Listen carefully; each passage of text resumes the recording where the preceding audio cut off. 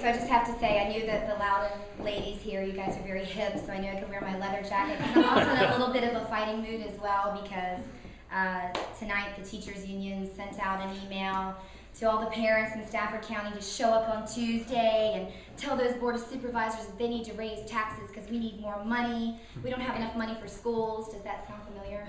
Yeah. So in any case, I'm very honored that all of you are here tonight, spending time away from your families, but also especially honored that, Catherine, you opened your home to me. And it was a phone call. You know, I took a risk with it, but Catherine has been so warm to me, and I really appreciate that. And Kristen, Kalina, you were the first time I met you over this past summer. I mean, if it hadn't been for you and introducing me to so many people, I'm very grateful for that. And Jill, thank you. I appreciate it. And where's Mackie? Oh, she is Mackie. Mackie was here. Yes. So I just appreciate so much what Mackie did to get everyone here. And I am chairman of the board in Stafford County. We're the 7th largest county, not quite as large as Loudon, but we have a lot of the constraints and challenges that you have here. I met my husband Dan in my senior year at Mary Washington. Dan was an enlisted Marine. He went in when he was 17. And then we met my senior year at Mary Washington. He went to the Naval Academy. So the first 15 years of our marriage, we moved around the country. And I will say that that was a time that really tested and shaped me as a military spouse. And I do believe that that's another element that I'm bringing here to the table. Certainly Virginia has a large population of veterans, also active duty members that live here. And we certainly have issues that I believe we need to address with that. But we have a lot of military families, and that's something that I'm going to be able to speak to. But that testing and that shaping of me as a military spouse really has provided the lens through which I govern. When I'm making decisions for the county and for the community, certainly it's based on the compass of the core conservative principles that I have, but also thinking back to what did our family look for when we moved to different communities. We wanted to know what the schools were like, we wanted to know quality of life, how high were the taxes, what was the community like. And so that's the same thought process that I take as well when I'm making decisions for the county. And I will say to you, Republicans, we do have a problem, because how we handle this problem is going to have lasting impacts of what I believe the future holds for our freedoms. You see, we have a Republican governor in Governor McDonnell, a Republican Speaker of the House in Bill Howell, and a Republican Senate leader in Senator Normant. And what was our answer, finally, to transportation, now that we control all 3 houses? It is the largest tax increase in Virginia's history, and it is an expansion of entitlements in Medicaid that you and I both know we cannot sustain. And what I can say to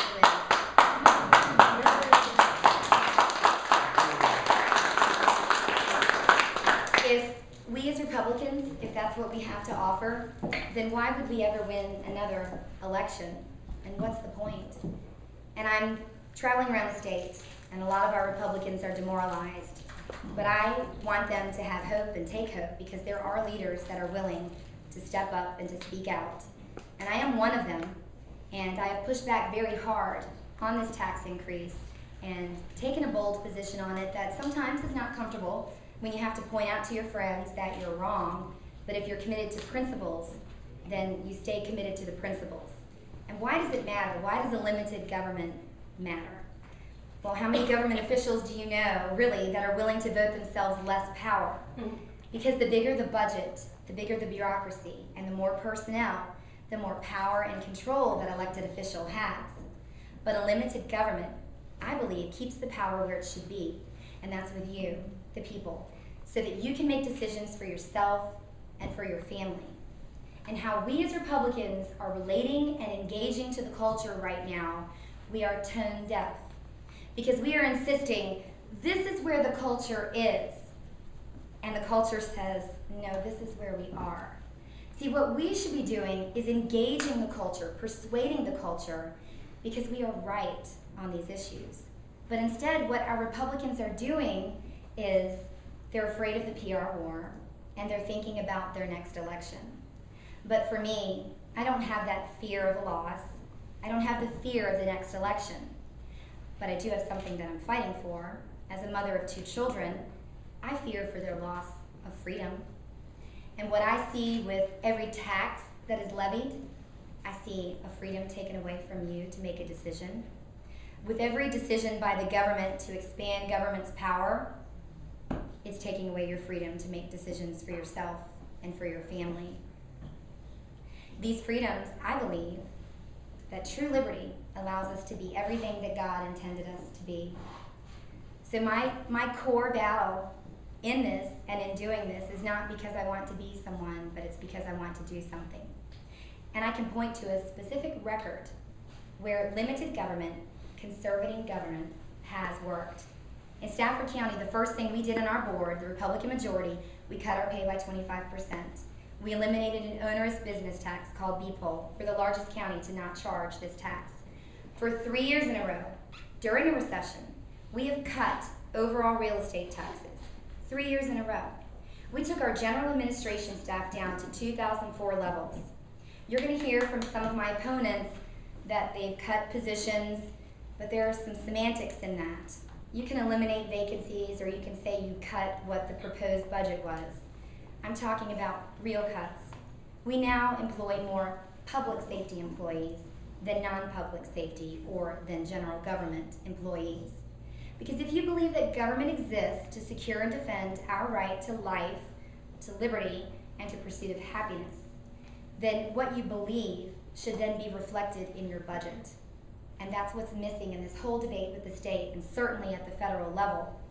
If transportation was such a priority, then why, for the last 3 years, when we've had over $1 billion in surplus, did hardly any money at all go to roads? Why, in the budget, where it's grown over 66% or more in the last decade, has less than or about 5% of the general fund gone to transportation? If it's what you believe is a priority, then it should be reflected in your budget. And what I can point to families in Virginia, that idea of conservative governing works, is a community that is thriving. We jumped to #1 in job growth. We have millions of dollars each year in economic surplus, which allows us to continue to lower taxes. We had a bond rating upgrade by S&P and by Fitch. Less than 2% of the entities that they look at globally have gotten an upgrade. Our community is thriving, and I want that same success for all of Virginia. And I'm just going to tell you one last story. Why does it matter to families that we cut taxes and we limit government? We as Republicans, we keep saying, we need a limited government, we need to cut taxes, we need a lower budget, but to the average family, that doesn't mean anything to them. But I've been traveling around the state, and I can tell you that people are hurting. In Southwest Virginia, I met with a gentleman who was in his early 30s. His wife was expecting their second child, and he's an insurance adjuster. His wife is a teacher, and they live in a rural area. When gas prices go up, his cost to do his job, the pie gets smaller.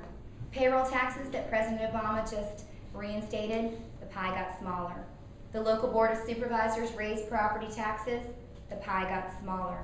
Now we in Virginia, we're going to tax vending machines, we're going to tax the recordation tax, we're going to tax the car tax, we're going to even do the internet tax and go to the federal government and beg them to allow us to implement that tax, but if they don't let us tax in that way, then we're going to further raise taxes in a different way. I can tell you that families can no longer bear this, and those freedoms that we see that were dissipating are now evaporating. And my question is, what is the next freedom that Republicans will cave on? Just a little gun control? Well, so we can win the next election. What good does it do winning elections if we're going to cave on these freedoms? And I'm going to speak specifically to gun control because I was joking, I should have put my Glock on my hip before I walked in. You guys are warriors, so many of you, Greg, Ed, so many of you in here, on gun rights. And what we need to be talking about, it's not so we can carry a gun, but the Founding Fathers specifically put that in the Constitution as a God-given right to defend your family. It's that hedge against tyranny in government's overreach. And I think what we're seeing right now as an incredible overreach in a president who thinks that by executive order, he can now take away our right to bear arms. Someone needs to step up, draw the line in the sand, and say, no further. You are not going any further than this line. And right now, Republicans are not doing that. I'm going to tell you that if you vote for me, and that if you elect me as your lieutenant governor, I'm going to say it again, I do not fear the next election, but I am fighting for something that I believe is essential to our country's strength and survival. And I am concerned about my children's future, and that is liberty and freedom, because I know that that is what allows us to be the best that we can be. So I always make this joke, I am charging up that hill. I hope I turn around and find you all there with me. And I want you to know I'm going to do everything I can to make you proud if you support me. And I am not a career politician, but I do have experience at the executive and legislative level. And I'm looking forward to being in this battle with you. I hope that you can attend the convention. It's really important for us to continue putting the pressure on these elected officials that are caving on these freedoms. It's not because we hate them, it's because we love our liberty and our freedom. And we need to be affirming that and making the case for that. So thank you again, Catherine, for opening up your home, and for all of you for being here tonight. I just really appreciate this opportunity. Thank you.